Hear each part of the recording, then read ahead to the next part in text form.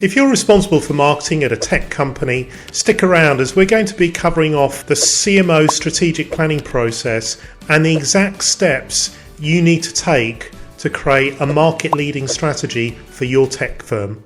Hello, I'm Michael Williamson, founder of Tech Growth Insights, where we believe penetrating insights drive growth for technology companies. I've spent over 25 years in senior leadership roles at major tech firms like O2, Vodafone, Staples, Equifax and Symantec, selling over $30 billion in tech products and services globally. Now I share that experience to help companies discover the customer market insights that enable strategic decisions and accelerate their growth. Join me as we explore the latest frameworks and stories about insights tech leaders can leverage to drive growth, build a winning brand and achieve long-term success in today's competitive landscape. Great, and welcome back. And we're going to be focusing on the CMO strategic planning process. And this is going to be for all heads of marketing that are responsible for resource allocation of a marketing function. And this is going to be geared more towards B2B technology companies, just in terms of the language we use. However, it is going to be applicable to all CMOs, not just B2B technology, but we're primarily going to be focused on B2B tech companies. And there are four key components which ideally you would have 3 months in order to do these. It's not always a possible thing, but essentially you start off with your marketing audit. We're going to be going through each of these in a lot more detail in a moment. But we've got our marketing audit where we're going to be looking at the internal aspects of our performance. What's driven our performance over the last planning cycle? The next is we're going to be looking externally at the market. So what's actually going on in the market environment that we need to ensure that we accommodate and build insights into our marketing strategy. Then we're going to take both of those things, internal marketing audit and external market research, and we're going to basically deploy those into our marketing strategy. And then from that, we'll then create our marketing action plan. And the reason for that is that we want to do this audit, we want to do the research before we get to the strategy and also the action plan, so that we've got a thread running through it. We've got strategic resilience, strategic alignment through our plans, and they're also linked to the market, what we've been good or not so good at in the previous planning cycle, and also into corporate strategy. Like I said, ideally this would be done over 3 months. It's not always possible to do that. Sometimes if you've got a very fast culture internally, you might have to collapse some of these things, like the marketing audit can be done at the same time as the market research, and then you can then move through to the marketing strategy and the marketing action plan. But this is what I would expect to see in a company of 10 million plus revenue per year. If you're in a smaller company and then the maturity capabilities are just being put in place, you may not have all of these in place. But certainly if you're 10 million or above, I would expect these things to be in place. The issue comes with companies whereby they haven't done the marketing audit, they haven't done the market research, and they're moving straight through into marketing strategy without looking at their environment. Or even worse still, they're going straight into the marketing action plan.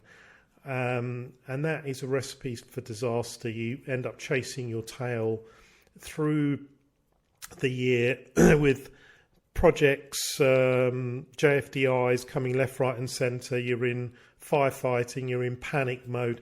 It's no way to operate, and then certainly your team certainly won't thank you for that. So really having a process, a solid process whereby it's transparent, it's objective, you get your team involved in this as well. It's really going to help you.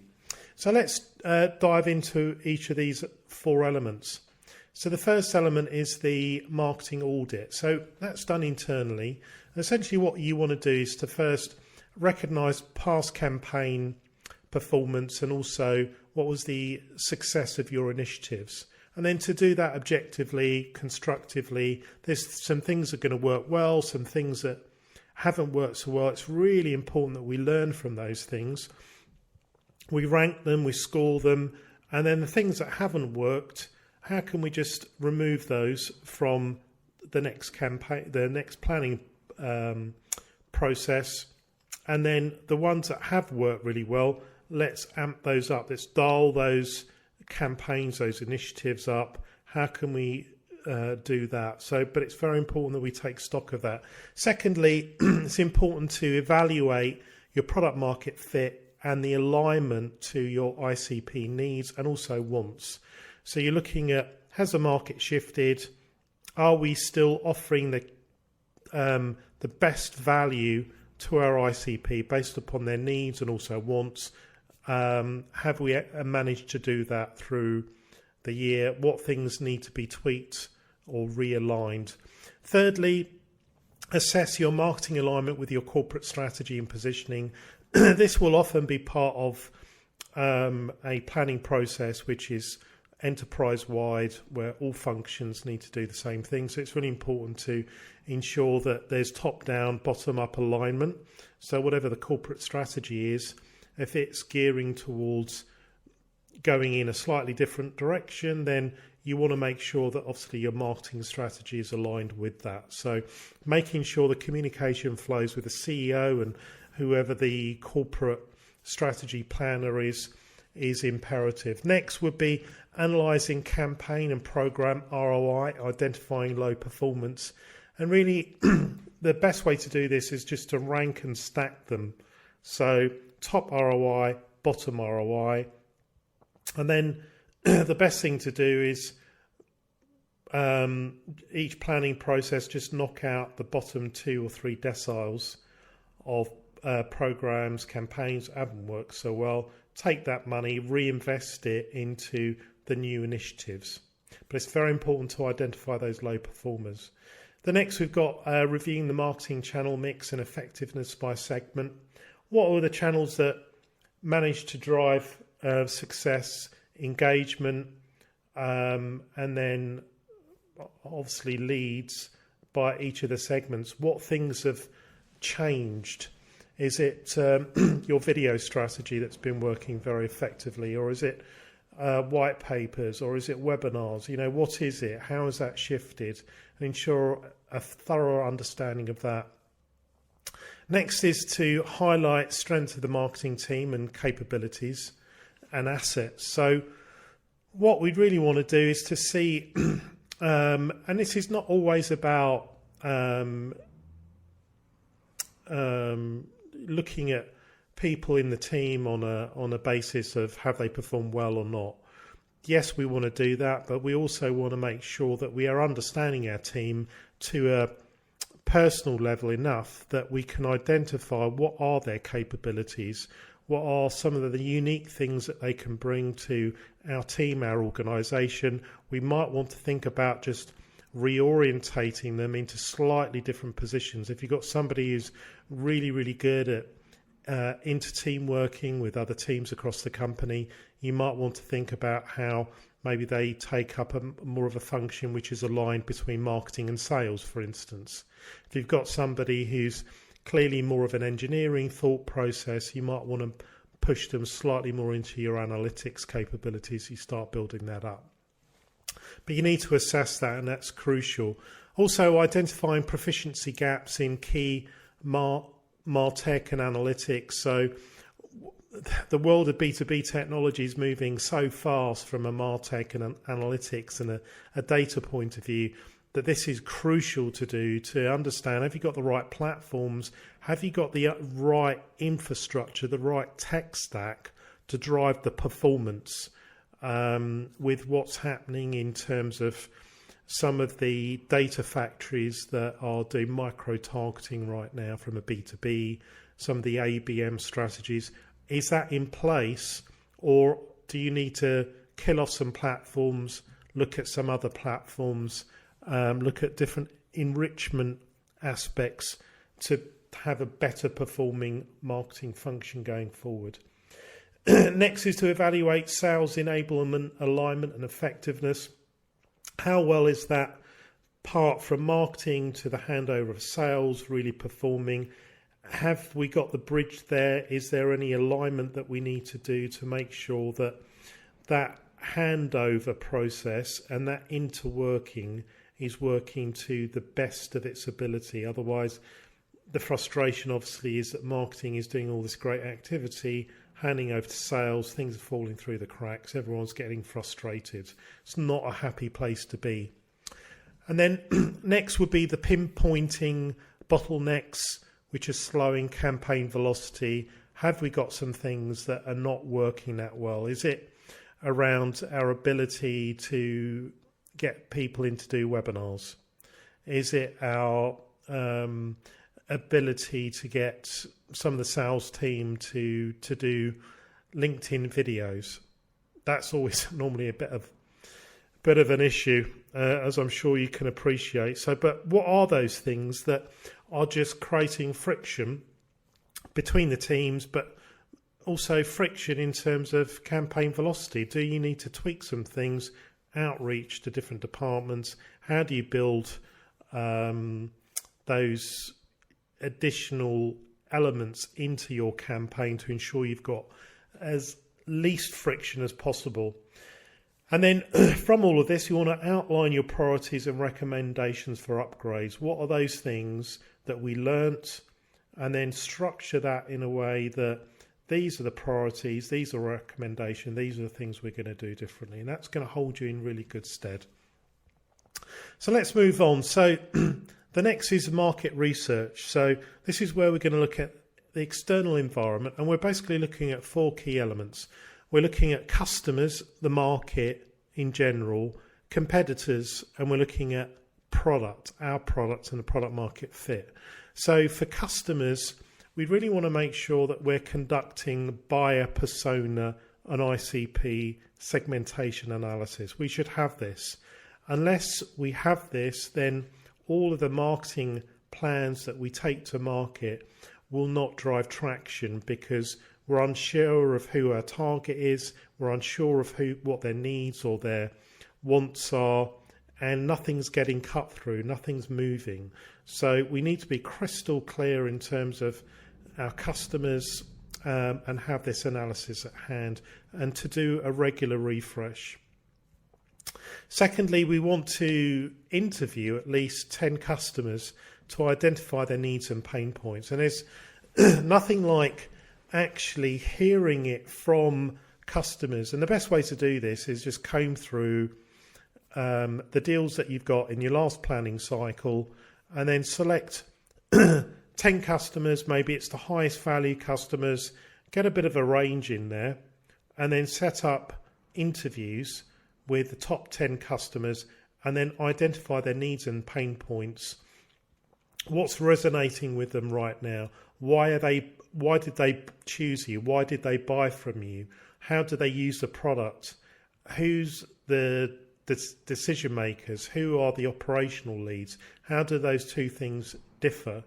And then also really looking into where do they go for getting information? All of those things need to come out during that stage. And then analysing and diagramming customer buying journey. So what is the customer journey map? What is the buying journey of those customers? How do they get from being unaware in practice, not in theory, in practice, in terms of engaging with your firm? And then obviously the post-purchase customer success cycle, which is imperative to build repeat purchase and also build referrals in a very challenging market. The market, so to research industry and market trends, innovations, threats, what's new, was big and maybe not so big now, what's changed, what entrants have come in, what does the market look like in terms of growth rates, where's it moving to, has the TAM, your SAM, grown or reduced, what does that look like? And then to map key partnerships and influencers in the ecosystem. Have those partnerships changed, evolved? What influencers are there to ensure that you can put your offer in front of their audience to accelerate traction in the market. And then next would be to identify market problems and needs. Have these changed? Have these moved on? What problems does the market actually need solving? And then next we've got competitors. So you've got a broad reach of competitors. How are we benchmarking ourselves against competitors, both in terms of the positioning, the value curve we've got. So how do we score on the key things that customers will score us out of and really care about? And then what are the product alternatives and how do they stack up against ours?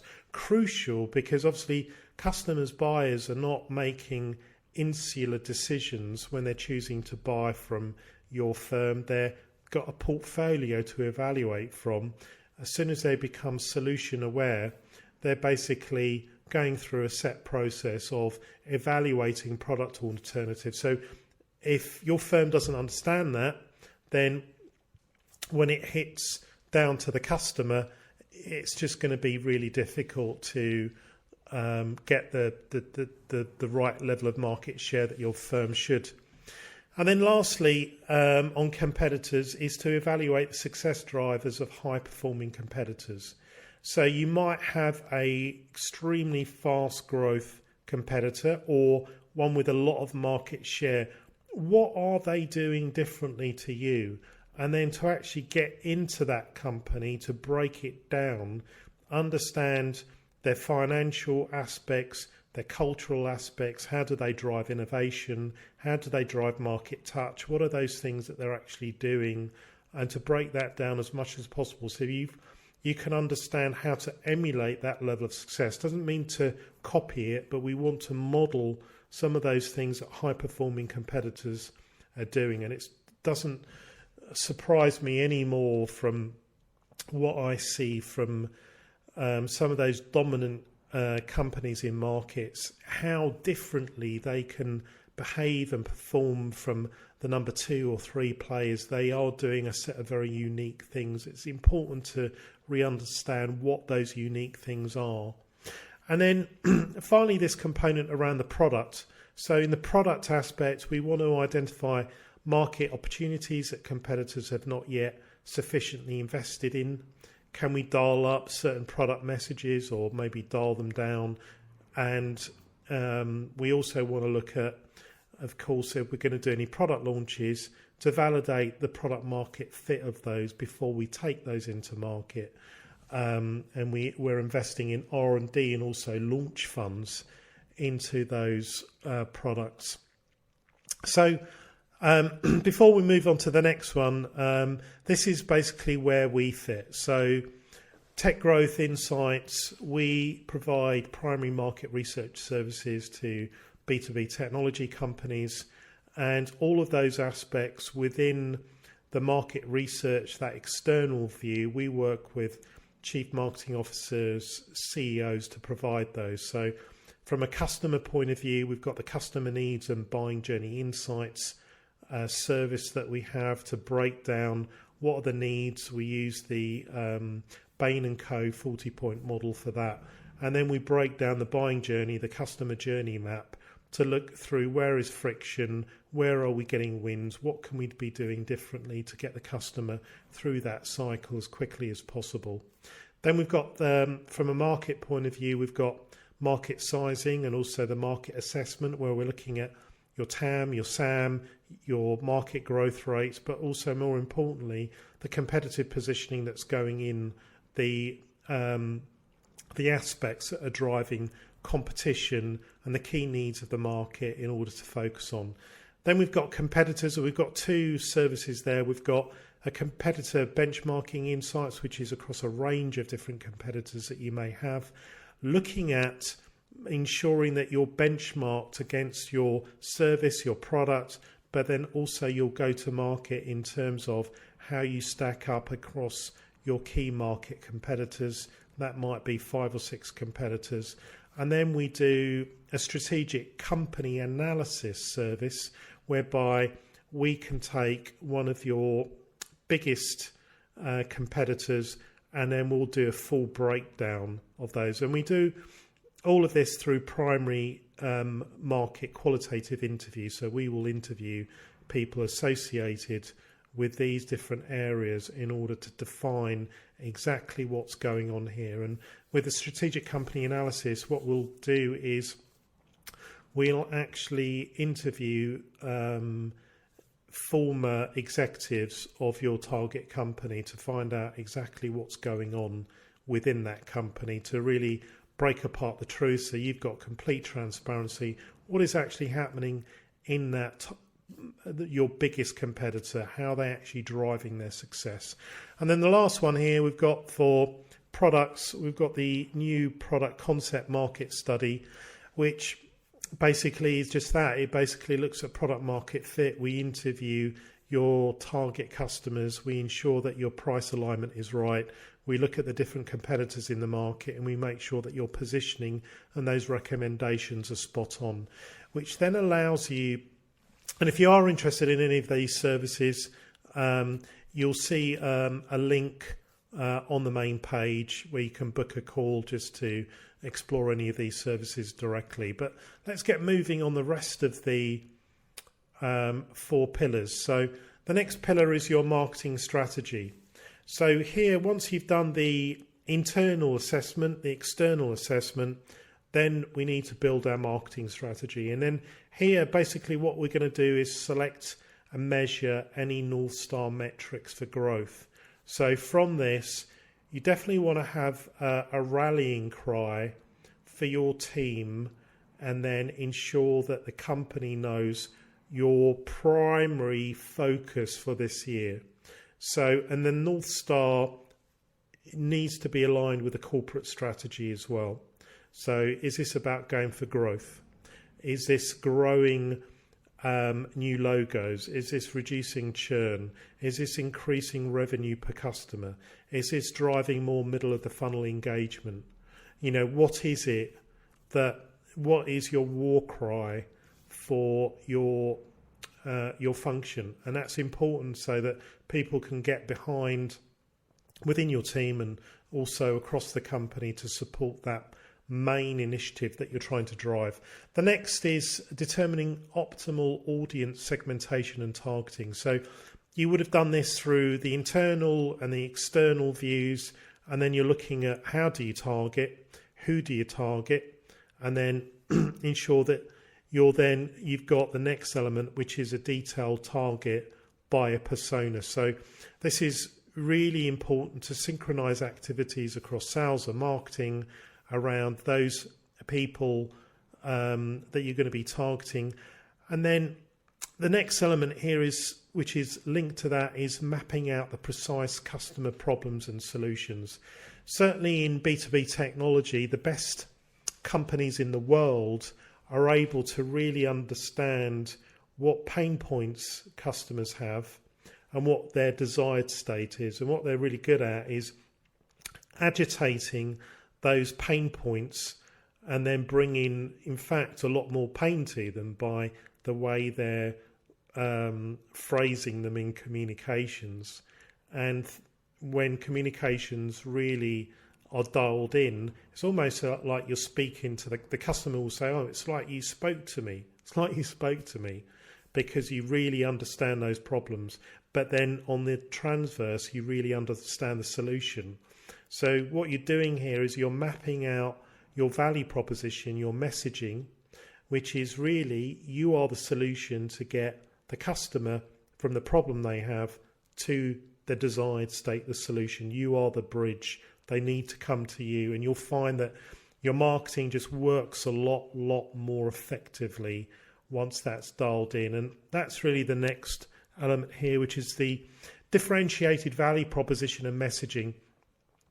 Can't underestimate how important this is. I've been in companies which you go in and the value proposition is okay. I've been in other companies where it's dreadful, and the defining difference in terms of a high performing organization, particularly in B2B technology, and a low performing one, is show me the value proposition, show me the value proposition, show me the messaging.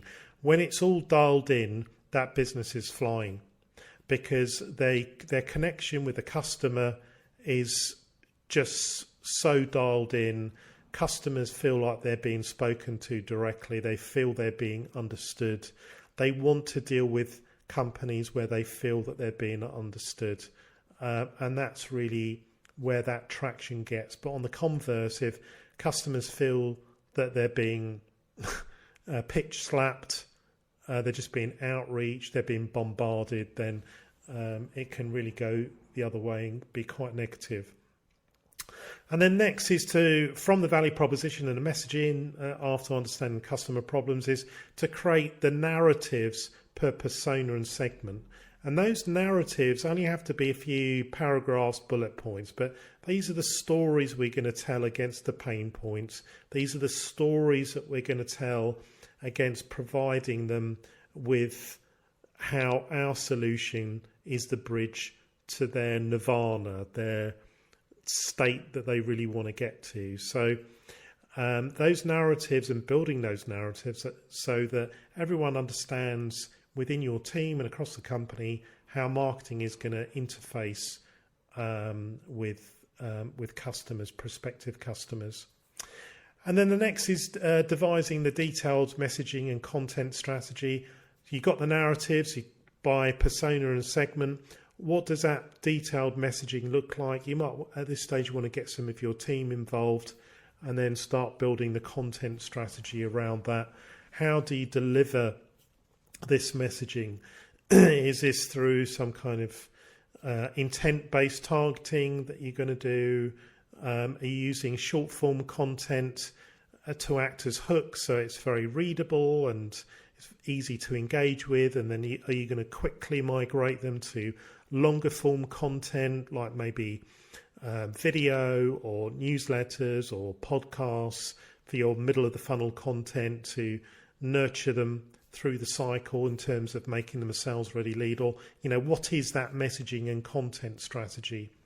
And then next, in terms of aligning the in-market campaigns to the funnel. So you'll have your funnel, you'll have your growth goals. What are those changes you're going to make in your funnel? How does your funnel now look, given that you've been through the internal assessment, external assessment? You understand what competitors are doing. You understand where improvements need to be made in terms of your own activity. What does that funnel and growth goals look like? And then lastly, to set up reporting analytics to track KPIs. There's going to be some changes in some of the reporting you want to do. There's going to be some changes in the analytics to track metrics. Are you succeeding or are you not? This is the place to handle it. And then finally, we're going to get into our marketing action plan. And certainly on the marketing action plan, it's always good to do some experimentation. So this experimentation will come from the analysis that you've done from an internal and an external perspective. And you want to select 3 to 5 new marketing channels and tactics to test. So if you're not doing podcasts and you see that some standout competitors are doing podcasts, that could be one. And that's to have more engagement with you as a firm. If you're not using the mix of short form video and long form video, you might want to start looking at that, or whatever you've seen in the internal and external assessment. But that's why that's so important before starting to actually put ideas down, rather than sometimes what normally happens when that structured process hasn't been followed, that everybody's got a good idea. Oh, I've heard, why don't we try this or why don't we try that? And it just becomes a really frustrating exercise where it just becomes opinion-based assumptions, and we're not really driving from best practice. And then list the ideas and prioritize experiments. Design a rigorous and measurable set of pilot programs that can be documented. And then you don't try and test everything in one go. Spread them out across the months, spread them out across the quarters. And then that's the way that you can determine success, and then essentially identify potential partners to leverage if relevant. Have new partners come through into the ecosystem. Can you work with those to put your offer in front of them and look at how you can monetize that relationship? Do you incent it by providing financial rewards like affiliate payments? Can you put up some partner portals to do that? Or alternatively, if this is more of an informal relationship, what does that quid pro quo look like? So you're really solidifying that. But these would be essential things to do. And then obviously as you're going through, you want to scale the winners and then kill the pilots that haven't really worked. But don't risk a lot of money. You don't need to risk a load of money on this, on the experimentation plan. Most companies will say that experimenting with around between 8 to 10% of budget is optimum. Some companies go beyond that, but I think 8 to 10% per year, which is just going on in experimentation, bringing in new capability into the company in order to get better at things. And then you've got your long-term plan key points. So map out your primary programs to achieve your growth targets, to build out your full funnel brand journey with key touch points, craft your content strategy to fuel programs and stages, design sales and customer success handoff systems, plot out detailed execution roadmap and milestones, and then as you're going through to monitor performance and refine. And this really needs to be a management by objectives, that there's a rigorous process through the year whereby on a regular basis you're looking at what's working, what's not, what's working, what's not, why is it not working, how can we do things differently, and then iterating around those things and ensuring that you're grinding out success. Having been in quite a few technology companies, it really does just get back to grinding out success through a replicatable process, which is built on insights at the heart, internal, external, and then driving that innovation and then ensuring that you're managing by objectives through the year. And then you drive out the objectives that you want to for your firm. So that would be an overview for this video here of those 4 key pillars: your marketing audit, which is your internal aspect; your market research, which is looking at your external environment that Tech Growth Insights can help you with if you need some help; your marketing strategy, which is going to be your strategic context and how you link with your corporate strategy; and finally your marketing action plan, which is where the rubber hits the road. But you really want to have that dialed in a well-run process. So that's it for this video. If you like this video, give us a like, it really helps. Please subscribe to the channel, turn on your notifications, and then if you do want to have a consultation, you can just see my contact us, my calendar on the link on the page. Just hit me up on that. Would love to have a conversation about you and your business, what goals you're looking for, and then how we can potentially help on your market research to bring that insight into your firm. So until the next time, thanks very much and have a good rest of the day. All the best. Thanks. Bye.